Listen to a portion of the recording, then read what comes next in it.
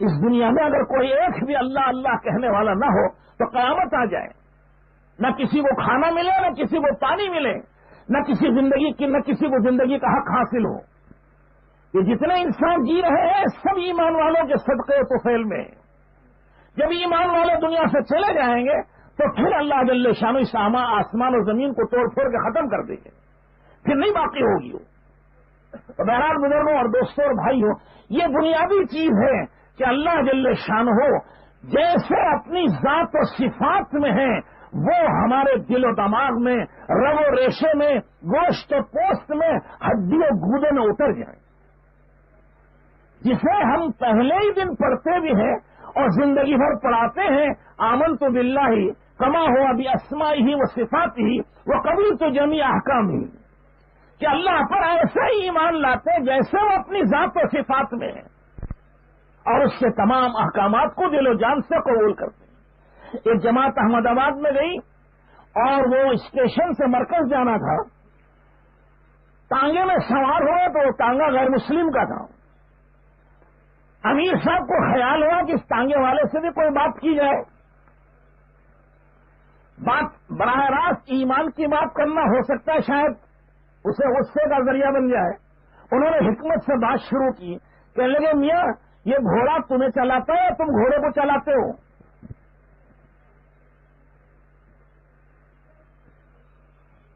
کیا کہا؟ گھوڑا تمہیں پالتا ہے کہ تم گھوڑے کو پالتے ہو؟ یہ کہیں گھوڑے کو میں پالتا ہوں تو غلط ہوگا، گھوڑا نہیں ہوگا تو یہ خود بھوکا مرے گا، اور اگر کہ گھوڑا مجھے پالتا ہے تو یہ انسان کی شان کے خلاف ہے کہ ایک جانور۔ سوال یہ ایسا عجیب تھا لیکن وہ تھا ہندو سمجھدار۔ تھوڑی دیر سوچ کے کہنے لگا ملا جی نہ گھوڑا مجھے چلاتا نہ میں گھوڑے کو چلاتا ہوں، ہم سب کا ایک مالک ہے، سب کو وہ چلاتا ہے۔ اتنے ایمان کی بات تو غیر مسلم کو بھی معلوم ہے کہ ایک مالک ہے جو ساری کائنات کا نظام چلا رہا ہے، حالانکہ وہ بے ایمان ہے، اس نے ایمان سیکھا نہیں ہے۔ اسے بھی اتنا تو معلوم ہے کہ ہمارا پالنے والا ایک اور کوئی ہے۔ تو بزرگوں اور دوستوں اور بھائیوں، ایسا ایمان لانا یہ نفع نہیں دے گا۔ آمنت باللہ کما ہوا باسمائہ و صفاتہ، ایسا ایمان لاؤ جیسے وہ اپنی ذات و صفات میں ہے، وہ کسی کا محتاج نہیں، وہ کسی کا، اس کا کوئی وزیر نہیں، اس کا کوئی مشیر نہیں، اس کا کوئی ہمدرد نہیں، اس کا کوئی خیرخواہ نہیں، اس کا کوئی مددگار نہیں، وہ تنہا وحدہ لا شریک لہ، وہ تنہا ہے، اکیلا ہے، جو کچھ کرتا ہے اکیلا کرتا ہے، آج تک جو کیا اس اکیلے نے کیا، آئندہ جو کچھ کرے گا وہ اکیلا کرے گا، اس کا کوئی ساتھی اور شریک نہیں۔ مکے والوں میں تو یہ مشہور تھا کہ حسب نسب پوچھا جاتا تھا اور اپنے خاندان کا ماشاءاللہ وہ نسب حضرت آدم علیہ السلام تک لے جاتے تھے۔ تو کفار اور مشرکین مکہ نے پوچھا کہ تم اپنے رب کی اتنی تعریف کرتے ہو، ذرا حسب نسب تو بیان کرو، اللہ کا حسب کیا ہے، سلسلہ کیا ہے؟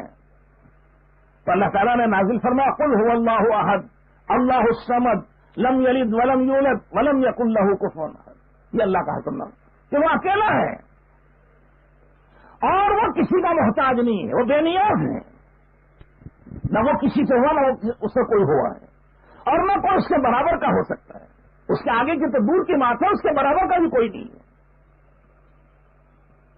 تو میں نے عرض کیا کہ بزرگوں اور دوستوں اور بھائیوں، اللہ جل شانہ نے اس کو دل و دماغ میں اتارنے کے لیے حضرت محمد رسول اللہ صلی اللہ علیہ وسلم کو حکم دیا، اور آپ علیہ السلام نے اسی ایمان کی محنت میں تقریباً 11.5 سال تک صرف دعوت دی ایمان کی۔ 5 وقتہ نماز فرض ہوئی وہ معراج سے سال بھر پہلے، 1.5 سال پہلے معراج میں فرض ہوئی، ہجرت سے 1.5 سال پہلے، اور ہجرت ہوئی 13 سال میں، تو 1.5 سال پہلے کا مطلب 11.5 سال، نبوت کا 23 سال کا زمانہ، اس کا آدھا 11.5 سال، تو اس 11.5 سال میں اللہ جل شانہ کے اور کوئی احکامات نہیں تھے، صرف ایمان کی دعوت دینی تھی۔ جو ایمان لاتا تھا اس کے ذمے بھی وہی کام ہو جاتا تھا. حضرت ابوبکر صدیق رضی اللہ تعالیٰ عنہ نے ایمان قبول کیا، اسی دن تشریف لے گئے اور اپنے دوستوں پر محنت کی اور 5 آدمی لے کر حاضر خدمت ہوئے. عرض کیا کہ یا رسول اللہ یہ میری آج کی کمائی ہے. ابھی قرآن نہیں پڑھا، ابھی حدیث نہیں پڑھی، ابھی فقہ نہیں پڑھا، ابھی آداب نہیں پڑھے، ابھی کچھ نہیں سیکھا ہے، صرف ایمان قبول کیے. اور اپنے دوستوں میں گئے، 5 آدمی کی تشکیل کی اور ایمان قبول کروا دیا. پہلے ہی دن سے کام شروع ہو گیا، ایمان کی محنت شروع ہو گئی.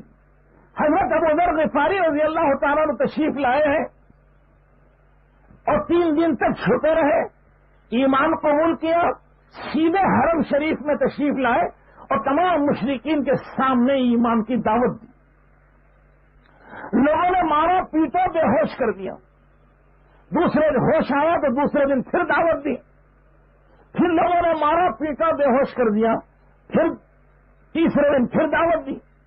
اب گویا ایمان سیکھنے کے لیے ایمان کی دعوت دینا ہر ایک کا وظیفہ بن گیا تھا، ہر ایک کا مقصد زندگی بنا ہوا تھا، ہر ایک کا کام یہی بن گیا تھا. حضرت طفیل ابن عمرو قبیلہ دوس کے تشریف لائے اور انہوں نے ایمان قبول کیا اور عرض کیا کہ یا رسول اللہ اجازت دیجیے اپنے قوم کو جا کر دعوت دوں. فرمایا جاؤ دعوت دوں.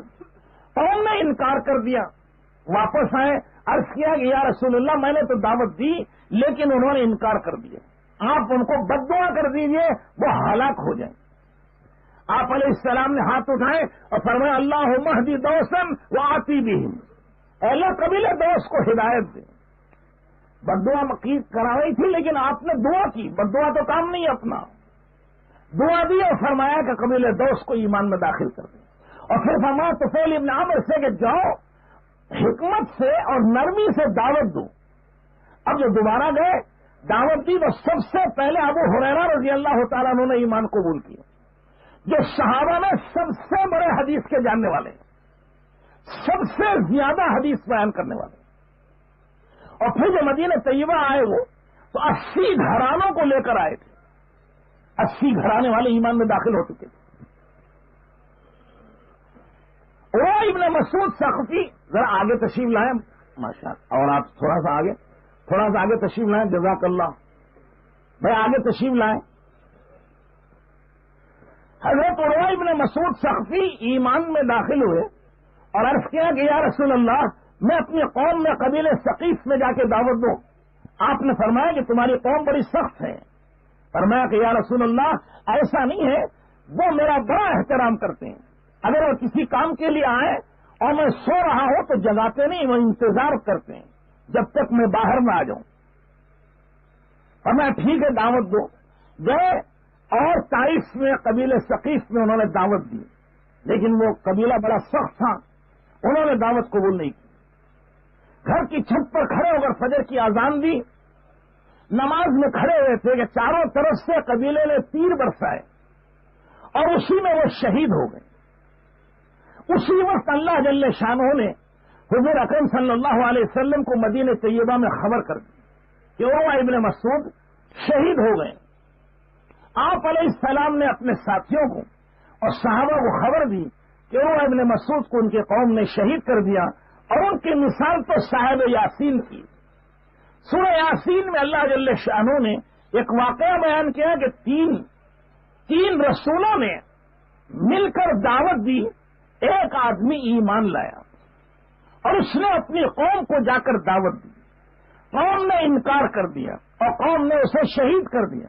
اللہ جل شانہ نے اس کی مغفرت فرما دی، اس کے درجات کو بلند کیا، بڑی عزت و احترام و اکرام کے ساتھ اس کو جنت میں پہنچا دیا. پھر اللہ تعالیٰ نے اس سے پوچھا کہ کچھ اور خواہش، کچھ اور تمہاری تمنا ہو، کچھ اور خواہش ہو تو وہ بھی دیا جائے. تو اس بندے نے کہا عجیب سوال کیا، کہا یا اللہ مجھے دنیا میں دوبارہ بھیج دیجیے تاکہ میں لوگوں کو بتا دوں کہ تیرے راستے میں محنت کرنے والے اور شہید ہونے والوں کا کیا مقام ہے. فرمایا یہ تو ہماری سنت کے خلاف ہے، ہماری عادت کے خلاف ہے کہ ایک مرتبہ دنیا سے نکل جانے کے بعد دوبارہ دنیا میں نہیں بھیجا جاتا. جس طرح ماں کے پیٹ سے ایک مرتبہ بچہ نکل گیا دوبارہ دنیا کی کوئی طاقت اسے ماں کے پیٹ میں نہیں پہنچا سکتی. اسی طرح اس دنیا کے پیٹ سے ایک مرتبہ نکل گیا موت کے ذریعے سے تو دوبارہ اس دنیا کے پیٹ میں نہیں آ سکتا ہوں. تو اللہ تعالیٰ نے فرمایا کہ یہ تو نہیں ہو سکتا، البتہ ہم تمہاری بات پہنچا دیتے ہیں. تم تو صرف اپنے قوم کو پہنچانا چاہتے تھے، ہم قیامت تک کی انسانیت کو پہنچا دیں گے. تو اللہ تعالیٰ نے اس کے جملے قرآن میں نقل کر دیے، یا لیت قومی یعلمون بما غفر لی ربی وجعلنی من المکرمین. کاش میری قوم یہ جان لیتی کہ اللہ جل شانہ نے میری کیسی مغفرت فرمائی اور کیسے اعزاز و اکرام کے ساتھ مجھے رکھا ہے. تو میں نے عرض کیا کہ جو ایمان میں داخل ہو رہا تھا اب اس کے ذمہ دعوت ہوتی چلی جا رہی. یہ اللہ کی طرف سے تربیت کا نظام تھا، اور حضرت رسول اللہ صلی اللہ علیہ وسلم نے جو کچھ کیا ہے وہ اللہ کے حکم سے کیا اور اللہ کی طرف سے کیا ہے، اپنی مرضی سے کچھ نہیں کیا. انسانیت کی اصلاح کے لیے، انسانیت کی ہمدردی کے لیے، انسانیت کی خیرخواہی کے لیے، قیامت تک کی کامیابی کے لیے اور قیامت کے بعد کی ہمیشہ ہمیش کی زندگی کے لیے اللہ نے جو اپنے رسول علیہ السلام کو نظام دیا وہ نظام یہ تھا کہ ایمان لایا جائے، ایمان کے ساتھ ایمان کی دعوت دی جائے. کیونکہ دعوت ایمان کی غذا ہے. جیسے انسانوں کی غذا کھانا ہے اور درختوں کی غذا پانی ہے اور جنات کی غذا ہڈیوں کوئلے میں اللہ نے رکھی ہے، اور اسی طرح فرشتوں ان کھانوں سے انسانوں کے جسم بڑھتے ہیں اور پانی سے درخت بڑھتے ہیں. اسی طرح دعوت کی محنت سے ایمان بڑھتا ہے، ایمان میں ترقی ہوتی ہے اور ایمان کی کوئی حد نہیں ہے. بخاری شریف میں امام بخاری نے مستقل اس کا باب باندھا ہے، الایمان یزید و ینقص، کہ ایمان کسی وقت بھی ایک حالت پر نہیں رہے گا، یا وہ بڑھتا رہے گا اور اس کے بڑھنے کی کوئی حد نہیں. لا حد لہ ولا نہایہ، اس کی کوئی حد نہیں ہے، وہ بڑھتا ہی چلا جائے گا. اور اگر گھٹے تو گھٹتا چلا جائے گا. بعض مرتبہ ایسا بھی ہو جائے گا کسی گناہ کی وجہ سے ایمان سلب ہو جائے گا. کارپوریشن اور میونسپلٹی کی لسٹ میں لکھا ہوا ہے کہ یہ مسلمان ہے، لیکن اللہ کی فہرست سے اس کو نکال دیا جاتا ہے. جیسے حدیث میں آتا ہے کہ چور چوری کرتا ہے، ایمان اس کے دل سے نکل جاتا ہے. زناکار زنا کرتا ہے، بدکار بدکاری کرتا ہے اور ایمان اس کے دل سے نکل جاتا ہے. اس لیے کہ زنا کا اور ایمان کا کوئی جوڑ نہیں، چوری کا اور ایمان کا کوئی جوڑ نہیں. پھر اللہ جل شانہ چاہے تو اسے واپس لوٹا دیتے ہیں، اور اگر وہ اسی پہ اصرار کر رہا ہے اور مسلسل کر رہا ہے تو وہ ایمان سے خارج ہی ہو جاتا ہے. کارپوریشن کی فہرست میں تو لکھا ہوا ہے کہ وہ مسلمان ہے، لیکن وہ ایمان سے نکل چکا ہے کیونکہ اس نے گناہوں پہ اصرار کیا ہے. کرسی پیچھے لے لیں گا، تشریف رکھیں. ماشاء اللہ بزرگوں اور دوستوں اور بھائیوں، میں نے عرض کیا کہ ایمان کی کوئی حد نہیں، وہ بڑھے تو بڑھتا ہی چلا جائے گا. اور اس کی علامت یہ ہوگی کہ جس میں جتنا ایمان بڑھتا چلا جائے گا وہ اتنا ہی ڈرتا بھی ہوگا، وہ اتنا ہی اللہ سے خوف کھائے گا، اللہ سے ڈر پیدا ہوگا اور ایمان کے بارے میں بھی وہ متفکر ہوگا. چنانچہ بخاری شریف میں ابو ملیکہ ایک تابعی ہیں، وہ فرماتے ہیں کہ میں نے 30 صحابہ سے ملاقات کی، 30 صحابہ سے، اور ہر ایک اپنے اوپر نفاق سے ڈر رہا تھا. صحابہ کی شان تو بہت بڑی ہے، اللہ تعالیٰ نے ان کے ایمان کی گواہی دی ہے، انہیں جنت کی بشارت دی ہے، انہیں اپنی رضامندی کا پروانہ دیا ہے. ان سب کے باوجود وہ 30 کے 30 صحابہ جن سے بھی ملے ہیں وہ اپنا اوپر نفاق سے ڈر رہے ہیں. اور پھر صحابہ کی شان، حضرت حنظلہ رضی اللہ تعالیٰ نے گھر سے نکلے اور یہ کہتے جا رہے تھے کہ نافق الحنظلہ، نافق الحنظلہ، حنظلہ تو منافق ہو گیا. حضرت ابوبکر صدیق رضی اللہ تعالیٰ عنہ نے عرض کیا کہ کیا بات ہے؟ تو انہوں نے عرض کیا کہ حنظلہ منافق ہو گیا. کیا بات ہے؟